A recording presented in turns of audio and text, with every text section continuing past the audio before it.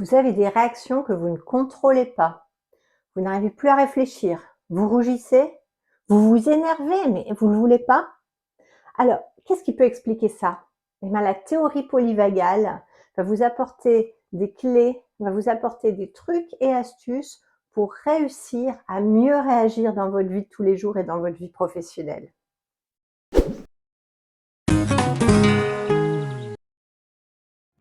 Qui suis-je? Je suis Florence, coach professionnelle et j'aide des personnes en quête de sens, en quête d'écoute, à s'affirmer, à défendre leurs idées pour devenir résilientes et assertives. Le but, se sentir mieux dans leur vie professionnelle. Alors si elles n'y arrivent pas dans leur environnement actuel, je les aide aussi à se reconvertir et à trouver ce qui leur convient vraiment. Alors, si ces sujets-là vous intéressent, je vous invite à vous abonner et à liker cette vidéo, ça m'aidera.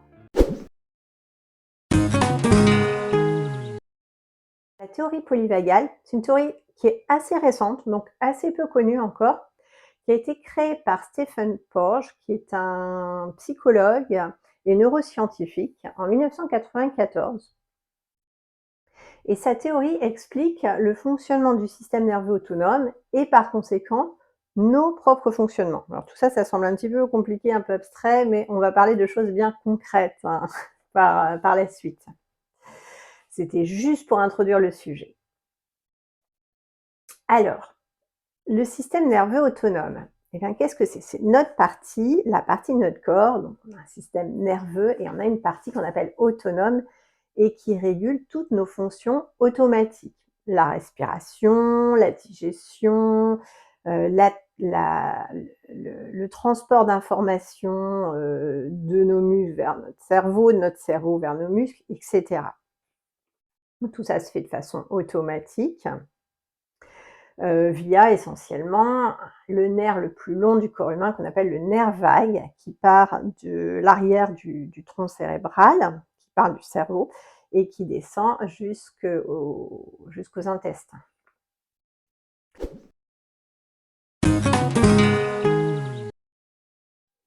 Alors le système nerveux autonome, comme son nom l'indique, il est autonome. Mais dans certains cas, il va réagir par rapport aux circonstances internes ou externes.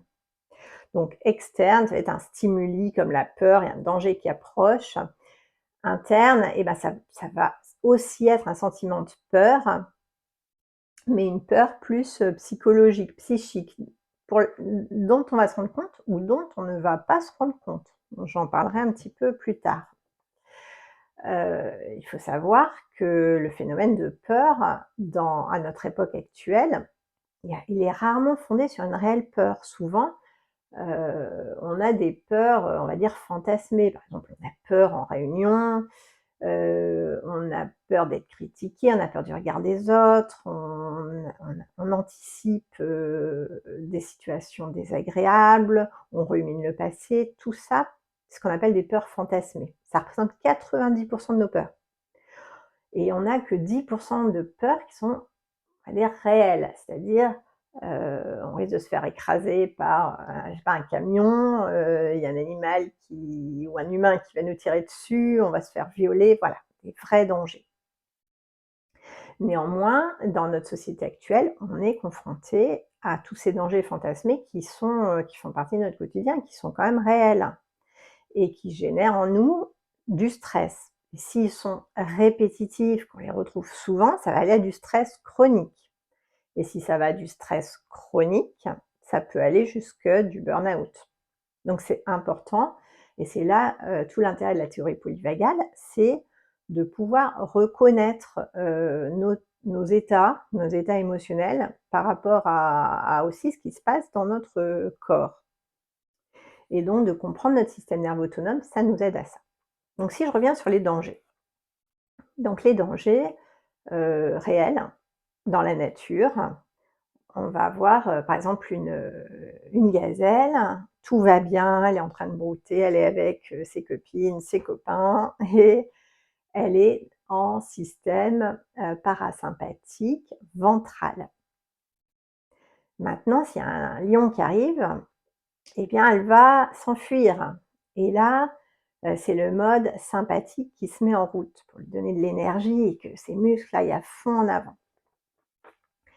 Et puis, si vraiment elle voit qu'elle ne peut pas s'enfuir, et bien dans ce cas-là, elle va être en mode, figé. Elle va faire comme si elle était morte et dans ce cas-là, c'est le mode parasympathique dorsal qui se met en route.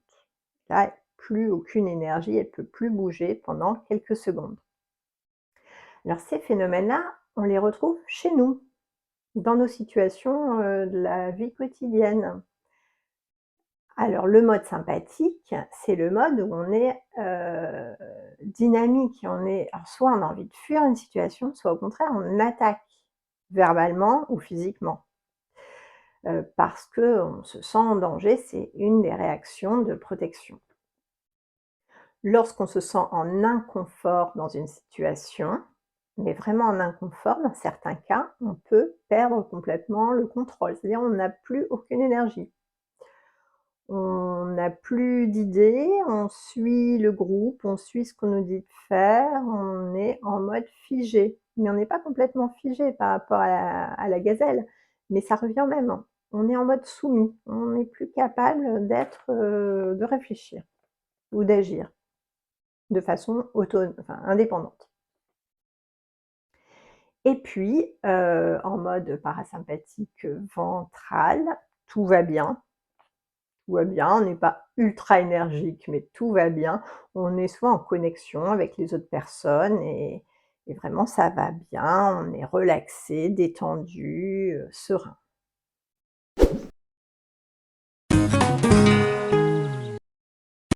Alors l'utilité de connaître cette théorie polyvagale, c'est justement d'observer dans quel état on se trouve à un moment donné et notamment lorsqu'on a des réactions qui nous semblent, fois à nous-mêmes disproportionnées. Il peut arriver qu'on soit dans cet état, soumis ou alors on est, arachnophobe, on est terrorisé par une araignée, on n'arrive plus à bouger.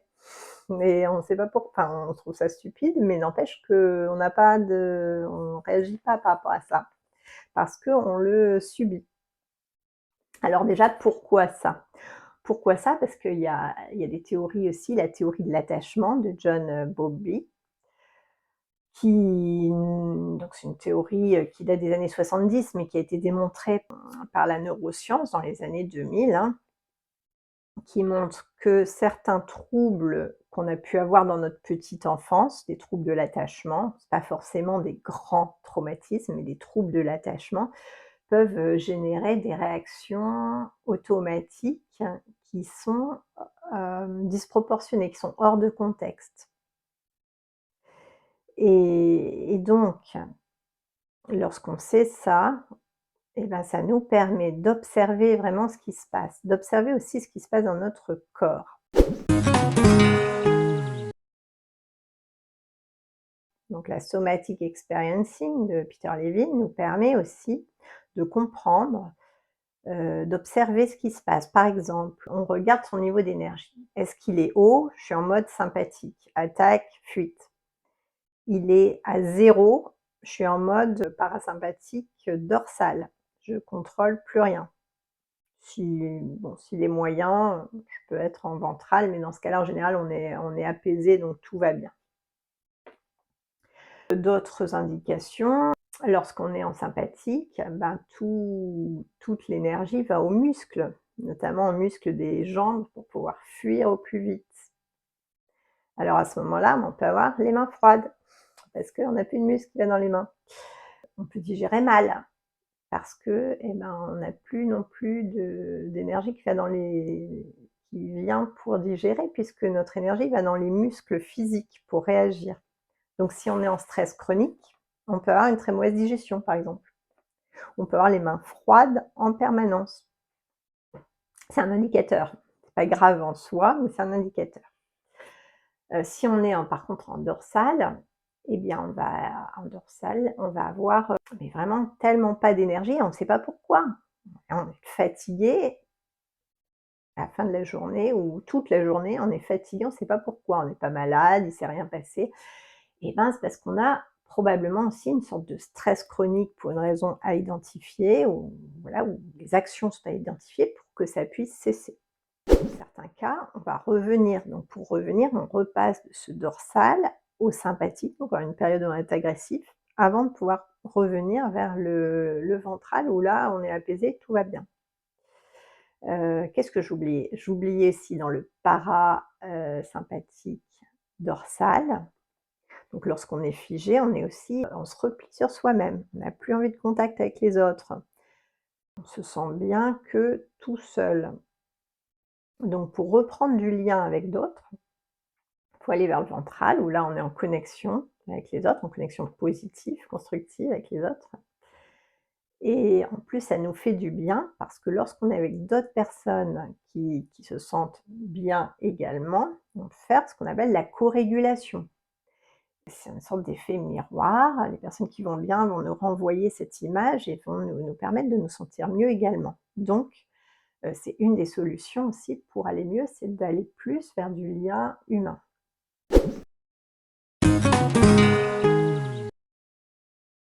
Donc quand on sait tout ça, il y a vraiment moyen d'améliorer les choses. C'est-à-dire qu'on essaye des techniques qui vont stimuler le nerf vague. La stimulation du nerf vague sert à aller plus vers du parasympathique ventral. Et donc ça, c'est tous les moyens d'apaisement qu'on dit utiliser aussi dans le stress, pour lutter contre le stress. C'est-à-dire réduire le rythme cardiaque qui est élevé en sympathique, en faisant de longues respirations, surtout de longues expirations, la cohérence cardiaque. Certains vont utiliser aussi la méditation seule ou les méditations guidées.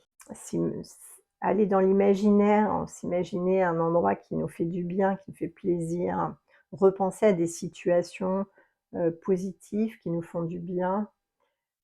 Quoi d'autre? Là, j'ai pas toute la liste en tête, mais ça peut être écouter de la musique, mais pas des musiques déprimantes, des musiques joyeuses, des musiques qui nous détendent. Rire, toute activité créatrice, tout ça, ce sont des choses qui activent le ventral et donc ça permet d'aller du dorsal au sympathique, au ventral. Sachant qu'on aura toujours besoin de sympathique parce que sympathique nous donne de l'énergie. On a souvent un petit combo de sympathique et de parasympathique ventral pour se sentir bien. Alors tout ça, ça ne se fait pas comme ça, en claquant des doigts. Ça prend beaucoup de temps. Mais en tout cas, quand on commence à comprendre ce qui se passe en nous, on peut aller dans cette direction-là. Et si on veut que ça aille encore mieux, comme c'est pas des choses faciles, on peut se faire accompagner pour aller dans ces directions-là. Mais déjà, observez ce qui se passe, observez votre corps, observez les signaux. Est-ce que vous avez l'estomac noué? Est-ce que vous pouvez plus bouger, vous n'arrivez plus à réfléchir? Est-ce qu'au contraire, vous avez une agressivité que vous ne comprenez pas? Observez tous ces signaux-là et voyez comment vous pouvez agir dessus. Et si vous ne pouvez pas agir dessus, il est possible que vous ayez un trauma. Les traumas, c'est pas forcément des événements ponctuels graves, c'est pas forcément quelque chose de chronique comme une femme ou un homme battu. Ça peut aussi être lié à des blessures d'enfance et ça, on en a presque tous, hein, parce que nos parents font ce qu'ils peuvent, mais tous, nous avons différentes blessures qui ont fait qu'on a peut-être bloqué certaines émotions, qu'on en a surdéveloppé certaines. Par exemple, un garçon va pas forcément avoir le droit de montrer sa tristesse, donc il va peut-être montrer de la colère à la place. On peut ne pas avoir le droit de montrer sa joie, alors on va la bloquer aussi. Ou enfin voilà, une fille n'aura pas le droit de montrer sa colère, donc elle va montrer de la tristesse à la place, ou alors un sourire de façade, possible aussi.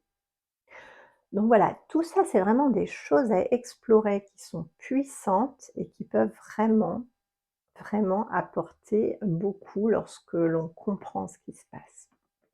Alors j'espère que cette vidéo vous sera utile. Si vous voulez en savoir plus, j'ai un article de blog à ce sujet, donc n'hésitez pas à aller le consulter. Et puis si vous voulez en discuter, eh bien il y a le lien également sous la vidéo.